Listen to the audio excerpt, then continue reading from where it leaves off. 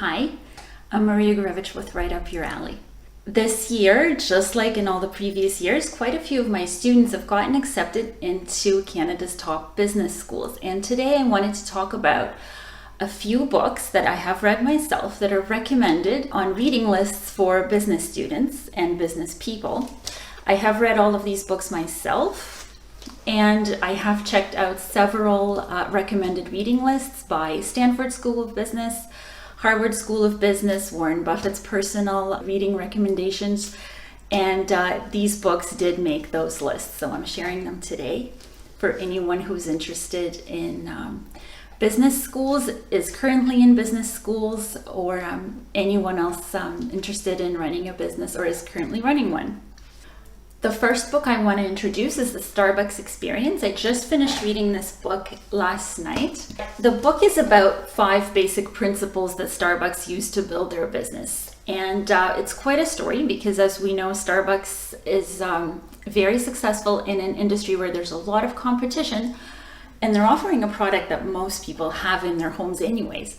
So their story is quite interesting, and their principles have to do with building effective teams, serving customer needs, and making tough decisions in the face of adversity, in changing conditions, dealing with ruined reputations and resistance from the different locations where they try to open their stores. There's a lot of positive information in this book. It's a light, easy read that you'll enjoy and get through fairly quickly. The next book I want to talk about is Startup Nation. This book came out in 2009, but didn't get to me until last year. And I really felt like this book came into my life at the right time. It's about innovation. It offers a business model and the way of looking at business that is very different from the typical North American point of view that we're exposed to. Some of the main points made in this book that I really liked were that change is constant and you have to embrace it and adapt to it.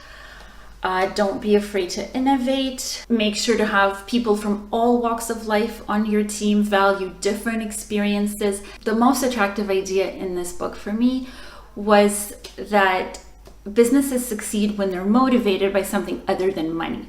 There has to be a motive to improve something in the world, to solve people's problems, a motive other than making money. The next book I want to talk about is called Never Eat Alone by Keith Ferrazzi.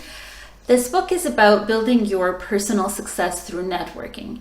He talks about, he gives practical advice on building networks, and he shares his own personal experience of how he built his network, starting with an entry-level job at a golf club when he was a teenager.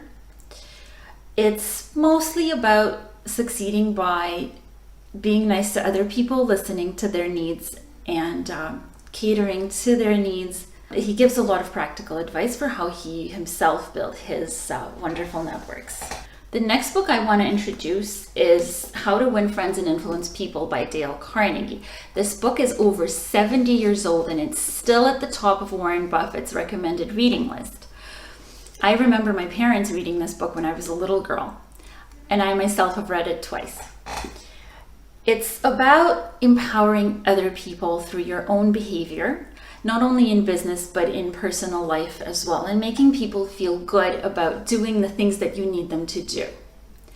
It's been very influential for the past 70 years, and I highly recommend you read it if you haven't already. The last book I want to introduce is Freakonomics. This one was published in 2005, but they did recently come up with a sequel to it. I don't remember the name of the sequel, but I want to start with the first book if you haven't read it yet. I was quite young when I read it, and I remember that it had an impression on me because what it does is it dispels a lot of the myths that young people believe about the economy, about money, about finances, about their own prospects in the future, about the kind of careers that are lucrative and profitable businesses. It's not about running a business. It doesn't give any tips on that, but it does dispel a lot of the myths that we believe when we're young. I recommend that you read it first, and I haven't looked into the sequel yet, but I probably will.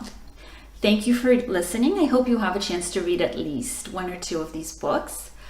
And if you have any questions about grammar or writing, leave me a comment below and I'll try to make a video about it.